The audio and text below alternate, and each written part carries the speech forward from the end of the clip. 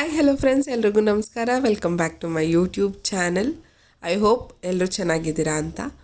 ಇವತ್ತಿನ ವಿಡಿಯೋದಲ್ಲಿ ಏನಪ್ಪ ಅಂತ ಅಂದರೆ ಕೆಲವೊಂದು ಮೇಕಪ್ ಪ್ರಾಡಕ್ಟ್ಸ್ ಬಗ್ಗೆ ನಿಮ್ಮೆಲ್ರಿಗೂ ತಿಳಿಸ್ಕೊಡ್ತಿದ್ದೀನಿ. ಸೊ ದಟ್ ಈ ವಿಡಿಯೋನ ಸೇವ್ ಮಾಡ್ಕೊಳ್ಳಿ, ನಿಮಗೆ ಎಲ್ರಿಗೂ ಖಂಡಿತ ಯೂಸ್ ಆಗುತ್ತೆ.